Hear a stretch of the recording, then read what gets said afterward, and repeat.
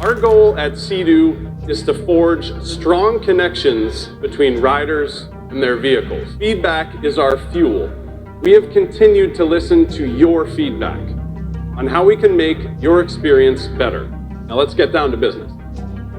One big upgrade you've been telling us would help you have even more fun is more power.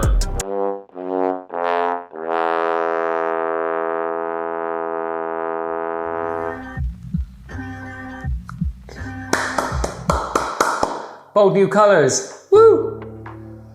Put your hands together for these kick-ass 2026 Sea-Doos. Woo!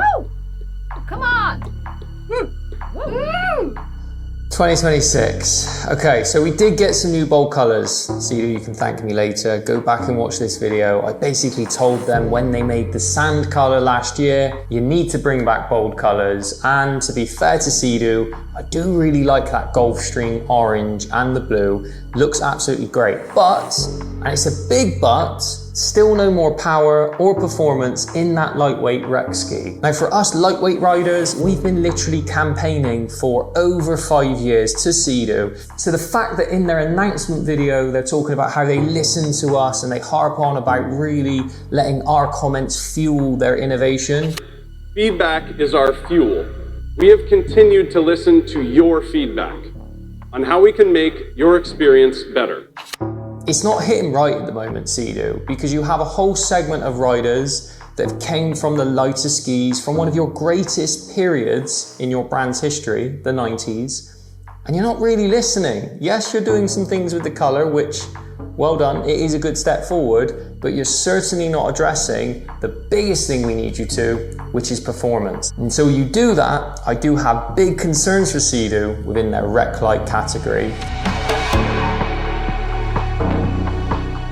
So Sea-Doo introduced their brand new 2026 lineup yesterday in Boston, and from a rec-lite perspective, it's another year of disappointment. So in 2025, I made the reaction video to Sea-Doo announcing the sand color at the time within the Spark, and I was disgusted, to be fair. I couldn't believe that a brand that I associate with being cutting edge, futuristic, were applying sand to a product which is essentially all about enthusiasm, fun on the water, and it just didn't sit right with me. Now in that video, if you haven't watched it already, go watch it here. I basically begged Sea-Doo to bring back bold colors. Now for 2026, they've clearly listened and they've introduced a bold color. And I'm really happy to see that because that reinstates the bold identity to the Spark, which is a really positive thing because the Spark, in my opinion, is largely predicated on a bold identity. Yes, we've got a new bold color palette. I think it's called Gulfstream orange and blue. Much better than sand for sure, and they're actually starting to bring some of that bold identity back to the Spark. If you think about the way that the Spark was positioned in 2014, it was all the splatters of paint, and it was very much bringing back the 90s vibe. So in Sea-Doo's defense, that is a real positive step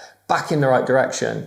The caveat to that is that the Spark basically flew under the radar again within their announcement. There was no reference to it. You had to really watch hard within their promo video, which was mainly geared around, as I suspected, the Marco Polo, Find a Friend, introduction of this new screen with all of these mods and cons. And the large part of the way that James Hines, the executive who did the presentation, spoke about the innovation was that people out on the water want to be more connected. Now, ironically, as he led, he said, "We want you to be more connected," or something to that effect. And I got excited because I thought that they were listening to us lightweight playful riders want to be more connected on the water, as in physically connected to the water. Our goal at Sea-Doo is to forge strong connections between riders and their vehicles. The problem, and it kind of shows how wrong the direction of the industry is moving, is connection now means connection in terms of a mobile phone and how you integrate with your PWC, not connection as in how does your body input affect the ski. And that kind of shows how much the industry shifted. And I'm not going to harp too much on about whether bigger skis are better than smaller skis. My sentiment is more the fact that there is this lightweight rider like myself, and we fall into what Sea-Doo call the rec-lite category. And at the moment, they're really not putting the time or energy into that category, and they're putting all of their energy into these things like introducing extra features on the screen is cool. And I think they've introduced onto the lesser models the debris system where it cleans out the weeds and stuff, you suck stuff up, which is all really, really cool. But ultimately, when you're leading your product launch primarily around USPs associated to embellishing a model versus performance changes, it starts to beg the question, is the focus no longer around the actual interaction of riding a craft, but more the experiential part of riding a craft? Now, I'm not necessarily saying Sea-Doo are wrong for doing that, because quite clearly there is this segment of riders that love to put link queue systems on the back, love to go exploring with their friends, love to go miles, and love to fish. But from a rec-lite perspective, Sea-Doo are still ignoring us when we talk about performance and power and making the Spark faster. And when you think about us rec-lite, lightweight, playful riders, we've been literally screaming, for no kidding, at least 5 years, probably longer, that we need a faster performance-orientated Spark. And it just hasn't materialized. Yes, there's been the theories. I've pushed loads of those theories, but nothing has actually materialized in terms of seeing a new model. And the reality is, I said it in my last video, we've had the same 900 ACE engine for over 10 years. Now that's just not acceptable. If you think about something like an iPhone, can you imagine still using the same hardware that was in an iPhone 6 or 7 now this many years removed? It just doesn't happen. Things innovate. But the problem with Sea-Doo is that they're innovating primarily on the larger crafts, and then when they innovate on the smaller crafts, they're expecting things like watertight storage, additional access for a link queue, and all this sort of stuff. The merit that keeps us rec-lite riders locked in, and it's just not going to work, because rec-lite riders, it's all about the riding experience, getting thrown off. And they just really haven't built on from the Spark tricks in 2017. And I'm gutted, because I love the Sea-Doo brand and I'm generally concerned. They really need to put time back into the rec-lite category. Now, there are some theories and people are saying 2027 is the year, but guys, we've had that for the last 3 to 4 years. So is it true? Who knows? Now, the most frustrating, annoying thing about the launch in Boston yesterday, besides the fact that they constantly kept clapping, it was literally like they would say something really trivial like, we've introduced new colors. Yeah. And they would clap, and then they would even say woo, and they clearly corporately had been told to present in such a fashion which wasn't conducive with an authentic experience. Now, James Hines, I actually think he's great on camera and been involved in some really, really great content within the Sea-Doo brand, but clearly he's not being able to express himself from a perspective of an actual rider, even when he was referencing, oh, the blue RXP. Personally, I can see myself on this sweet blue RXP-X 325. Oh, that's one I would really, really like. It didn't feel sincere in some capacity. Now, I'm not saying that's his fault, and it's not me trying to throw shade at him, but I'm just saying there isn't this sincerity, as in the actual riders on stage. It'd be great to see racers or actual influencers presenting these skis. Yes, we see it in the promo videos, but I live and breathe these skis. Now, I'm not saying I want to be presenting the product launch, because I'd probably get in trouble with some of the stuff that I'd be saying, but I sincerely want to feel from the announcements that there generally is this onus on the riding experience, not the bolt-on experiences. It's very, very hard when there is this huge elephant in the room that Sea-Doo are clearly aware of, that every year, every comment that Sea-Doo put out in relation to announcements and the next year's models, there is a barrage of comments, and I've screen grabbed them all, and that's what was in the intro, of people saying, no Spark X, Spark is too slow, when are you going to do a faster Spark? And Sea-Doo even replies to these comments. So when we see these announcements, we need to see that sincerity in the people presenting, that actually something is happening. And at the moment, what we're getting is the Spark in these announcement videos, apart from the promo video, and you really have to watch carefully to see it popping in within the clips. We're just not seeing it. We didn't even see a Spark on the stage get pulled on. It was a RXP-325, and I believe it was an SE-170. Now, the colors were great and they were nice. I'm not opposed to the blue on the RXP, although I would say you're playing a very dangerous game, Sea-Doo. That's kind of Yamaha's color, the GP color. Yes, it's not the exact GP color, but that is quintessentially a Yamaha color. Now, if we go back to the California green, which my dad actually has, I think they only did that for 1 year because kind of the consensus was, that's a Kawasaki color. Now, I'm not saying every brand has ownership or right to use a certain color, but it just didn't sit right with me that the whole ski was kind of blue from top to bottom. I've seen a lot of comments online with people saying they don't like the blue. Now I would actually say I like the blue. I like bold colors. So I loved when they brought the 325 in, it was all red. That to me really, really works. So I don't have any problem with the colors. The problem I have is when you're bringing staple models out onto the stage and you're not bringing the Spark out, the rec-lite category is huge. And there's a lot of riders that are literally staying. I mean, I'm here in the UK, 11:30. I'm up watching this product announcement and you're really listening to what they're saying. And James was saying things like, we really listen. Your comments fuel our innovation, and all of these buzzwords, which to stand on business, you actually have to deliver products that resonate with the message that you're putting out there. I work in branding, so I really listen to the tone of voice piece. And a lot of the time, the message is disjointed from the reality of the product. Now, I appreciate the industry has changed significantly. Things like Fish Pros, larger screens, all of these niceties are obviously clearly dictating the direction in which these machines are moving in. But let's be real and honest. If you keep moving in the direction of these bolt-on mods and cons, at a certain stage, you basically lose the DNA of the brand you were. Now, at the moment, you literally have Yamaha chomping at the bit, delivering products which actually talk to us lightweight rec riders in a far more effective way than what the Spark was. The Spark in 2014 up to, let's say 2020, was really the only rec-lite related ski that you had at your disposal. So Sea-Doo had market monopoly and share.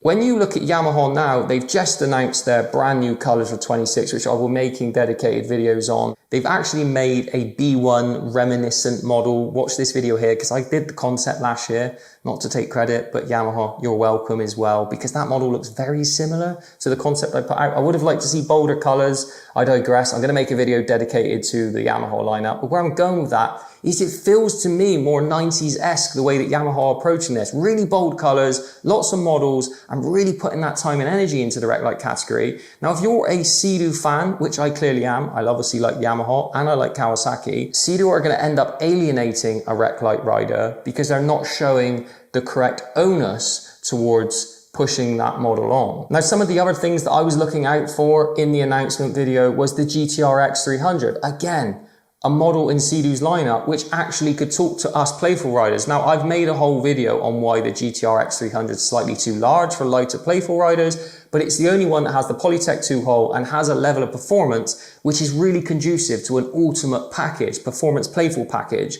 Again, wasn't referenced in the announcement video. You really have to dig to find the GTR-X 300, and it's the same color. And what's disappointing to me is Sea-Doo typically will reuse colors for like 2 years. This will be definitely the 3rd year. Now, I know there's been these rumors that the sales have not been amazing on the GTR-X 300. Again, the marketing piece around the GTR-X 300, are Sea-Doo really explaining and putting that effort into explaining to people, oh, this is a playful ski? No, they're making videos which are basically focused on the screen functionality. Now, I must say, Sea-Doo, I absolutely loved the graphics and the motion graphics involved in your promo video, so great work on that. It brought back the energy and the vibe of the 90s.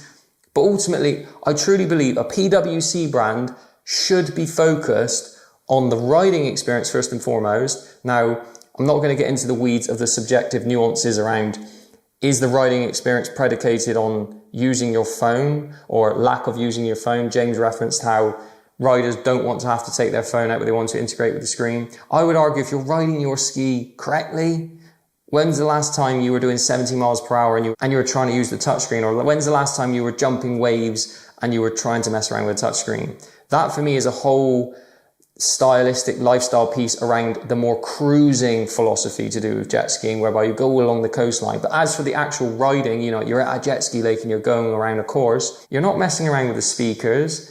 You're riding and you're really tuned into riding. And that's what us rec-lite riders are trying to say, that it's not about all of these little bolt-on pieces, it's about the core riding experience. And I really wish Sea-Doo would just acknowledge that. And maybe 2027 will be the year, but the fundamental disappointing part of this is, as a Spark owner, you're kind of forced at the moment to reevaluate, is it a Sea-Doo that you kind of buy into for the foreseeable future, or is it a Yamaha? Now, I'm not saying there's anything wrong with adopting the Yamaha JetBlaster, and I've obviously tested it and really enjoyed it. What I'm saying is it would be nice to have the option between the two models, and I think it's going to get to a point where the JetBlaster is the preferable option, because the TR1 engine, we're now starting to see the videos come out whereby people are modding those, and they are getting near 60 miles per hour. In essence, Sea-Doo will start to lose the good grace of the loyal brand, and I'm going to use the word ambassadors, people that buy into the brand and have done for a long, long time. I think at its core, Sea-Doo need to get back to the DNA which made them great, which is all about rider skis. It'd be like a sports car brand starting to move away from the DNA of being a sports car brand and focusing more on what touchscreen was inside. Now, of course, the touchscreen is nice, but at a certain point, you have to get back to business and focus on what makes these machines great. In the 90s, Sea-Doo were known for lightweight, playful, performance-orientated skis. I know the industry's changed. I know the RXP is now top of the tree, and I'm not disputing that. It's a great machine for a specific purpose. But the rec-lite is dying, Sea-Doo, and you need to revive it quickly. Otherwise, Yamaha will gobble you up. And that's crazy to say out loud, because you started the Spark movement in 14. You introduced the tricks and you let it stagnate for so long that now Yamaha basically been able to open the door effortlessly. It'd be like having a building and you've taken all of your security away and you've allowed the thief to walk in and basically just take the product, which is a real shame, because I see Sea-Doo as a brand that will innovate across the board, not just one segment or one area. And I also really feel that the dealers that are going to these meets need to be more honest. Every video that I see come out absolutely makes me cringe. The colors are always amazing. The innovations are always amazing. And no one stops to say, oh, where's X, Y, Z? It's always just positive. Now, I know they're selling these units, but ultimately they have to sell the units to the people that are coming into the dealerships. And if the product doesn't hit the mark, at a certain stage, the dealers need to give that feedback. I feel like the whole system's broken, because the people that are riding these skis are people like myself, people that make videos, people that generally enjoy riding the skis. But it feels like at the moment, the executives of these companies are not being checked in any capacity. They're not saying, is that a good idea? Should we do that? Should we maybe have 2 or 3 color options? I mean, if you take the Spark, for example, apart from that new Gulfstream orange and blue, they've reused the base colors again for this year, which to me is crazy. And I think they've reused the white and red for the 3rd year running. So that was the color they launched with in the 1st year.